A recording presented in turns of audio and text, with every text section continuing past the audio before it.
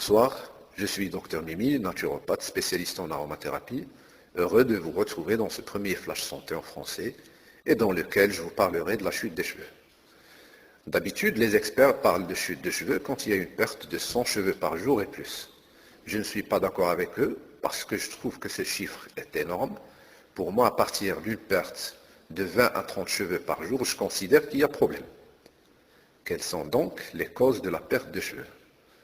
Je vous dirais que la cause principale est le stress négatif, à ne pas confondre avec le stress normal que nous vivons tous les jours, mais il s'agit du stress pathologique dû à de fortes émotions négatives et qui entraîne 2 à 3 mois après l'avoir subi une chute anormale des cheveux.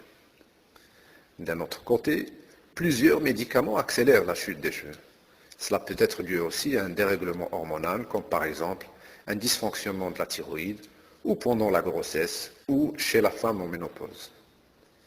Et je voudrais bien préciser ici qu'une bonne alimentation est nécessaire pour avoir des cheveux en bonne santé. S'il y a un manque de protéines, fer, zinc ou une des vitamines, non seulement cela entraînera une chute des cheveux, mais aussi ça va nuire à notre santé physique et psychique. Nous ne devons pas aussi oublier le rôle d'une bonne circulation sanguine pour alimenter notre cuir chevelu en oxygène et tout type de nutriments. Un autre problème, pas moins important, c'est la présence parfois sur le cuir chevelu de champignons appelés Malassezia furfur, qui se nourrissent du sébum sécrété par les follicules pileux et qui sont responsables des rougeurs et des mangeaisons du cuir chevelu. Enfin, je rappelle que la coloration des cheveux et la kératine ont elles aussi un effet négatif sur la santé du cuir chevelu et les cheveux. Maintenant, on va voir comment éviter et prévenir la chute des cheveux. Les huiles essentielles ont démontré qu'elles sont le meilleur remède contre la chute des cheveux, puisque dans un même flacon, nous pouvons mettre 4 huiles essentielles, chacune ayant une action spécifique sur le cuir chevelu. Pour stimuler la circulation sanguine du cuir chevelu, nous pouvons utiliser l'huile essentielle de romarin cinéole, le citron ou le cyprès par exemple. Pour réguler la sécrétion du sébum, on utilise le cèdre de l'Atlas ou la sauge. Contre le Malassezia furfur, on utilisera le géranium, l'origan ou la cannelle.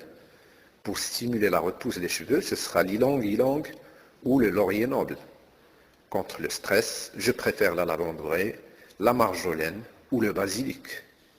Le grand avantage des huiles essentielles, c'est qu'elles sont naturelles et faciles à utiliser puisqu'on les applique qu'une fois tous les 15 jours. D'autre part, l'alimentation est très importante. Nous devons manger un peu de tout parce que pour le repousse, les cheveux ont besoin surtout de zinc qu'on trouve dans les œufs, les crevettes et les calamars. Vous devez alors manger au moins 2 œufs par semaine. Tout ceci doit être complété par un massage du cuir chevelu de 2 minutes tous les soirs et bien sûr ne pas oublier les 100 coups de brosse si chers aux Français qui donnent un résultat exceptionnel. J'insiste aussi sur le fait que les cheveux doivent être lavés au moins 2 fois par semaine pour éviter le Malassezia furfur et je n'oublierai pas de conseiller aux femmes en ménopause de boire 1 fois par semaine une infusion de sauge qui joue le rôle des œstrogènes. Enfin, merci de votre attention. J'attends vos questions auxquelles je répondrai avec plaisir. Bonne soirée et à jeudi prochain.